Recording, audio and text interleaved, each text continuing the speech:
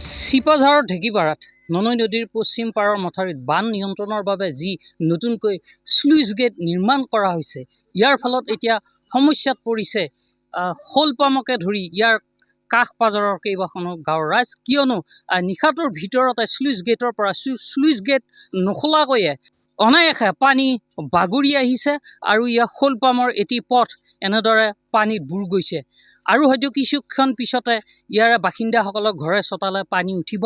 ইয়াকে লৈ সমস্যাত পৰিছে ইয়াৰ স্থানীয় লোকসকল। তেওঁলোকে ক্ষোভ ব্যক্ত কৰিছে, কিয়নো যিখন স্লুইচ গেট বহোৱা হ'ল, ইয়াৰ স্লুইচ গেটখন নোখোলাকৈয়ে অনায়াসে হুৰা পানী সোমাইছে শ'লপাম গাঁৱত।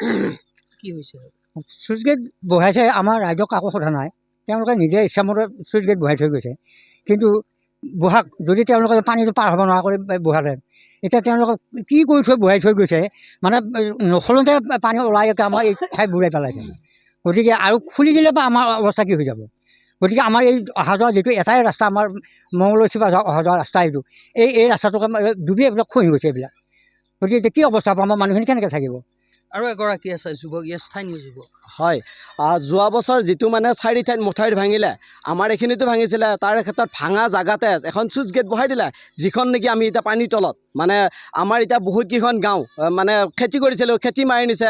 আমি ইয়াতে থাকিব লাগিব নালাগিব? জলসম্পদ মন্ত্ৰী আপুনি আহিছিল, আপুনি ধূলিৰ কাৰণে বাহিৰত নোলালে।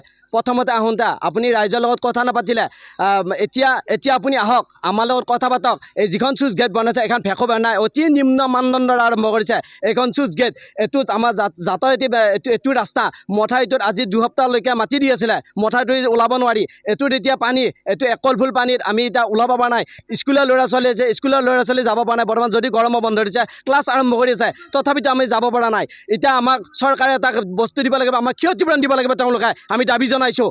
এই অঞ্চলৰ ৰাইজে পথাৰসমূহ বুৰি গৈছে, খেতি পথাৰ চব ডুবি গৈছে, কঠীয়া মৰি গৈছে। খেতিয়কসকলে আমি আজি 4 বছৰ ধৰি খেতি কৰি খাব পৰা নাই। আমি চাউল কিনি দামতো ধৰাই গৈছে এই অঞ্চলৰ মানুহ। গতিকে আমাক ক্ষতিপূৰণ দিব লাগিব।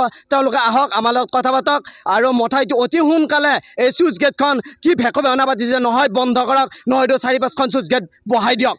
মই মুখ্যমন্ত্ৰী মহোদয় আহ্বান জনাইছোঁ। বাইদেউ, আপোনালোকৰ ঘৰত পানী উঠাৰ সম্ভাৱনা হৈ আছে। ৰাস্তা পদূলিগিলা চব চৰা হৈ গ'ল, পথৰ চথৰ। এতিয়া ঘৰগিলা তলত থাকি গ'লে, তাৰ অলপ পানী ওলাই গ'লে আৰু আমাৰ ঘৰ দুৱাৰগিলা ডুবি যায়।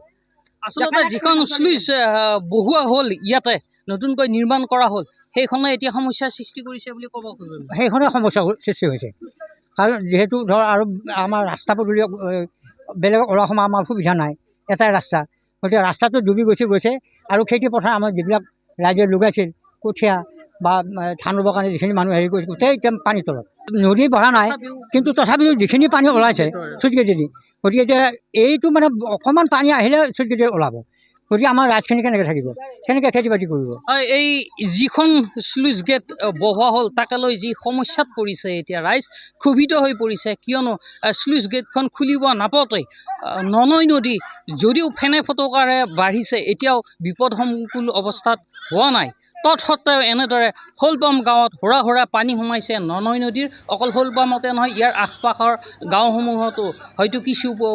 হেমচন্দন, আমি এই মুহূৰ্তত আপোনাক ধন্যবাদ জনাইছোঁ। চিপাঝাৰৰ পৰা হেমচন্দনে আমাক বানাক্ৰান্তৰ খবৰ জনালে। ইতিমধ্যে তেওঁলোকে মন্তব্য কৰিছে, চুইচ গেটখনে আচলতে পানী এৰি দিয়াৰ ফলতে এই ঘটনা সংঘটিত হৈছে। গতিকে চুইচ গেটখন হয় বন্ধ কৰি দিয়ক, নহয় আৰু কেইখনমান তাত বহাওক, এই কথাখিনি এতিয়া বানাক্ৰান্তই কৈছে। গতিকে প্ৰশাসনে কেনেধৰণৰ পৰৱৰ্তী মুহূৰ্তত ব্যৱস্থা গ্ৰহণ কৰে, বানাক্ৰান্তক কেনেধৰণে সহায় কৰে, এই কথাখিনি লক্ষণীয় হ'ব।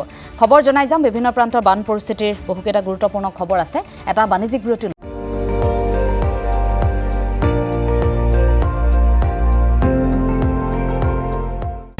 আপুনি চাই আছে ND24, সৰ্বশ্ৰেষ্ঠ নহয়, সৰ্বোত্তমৰ দৌৰত।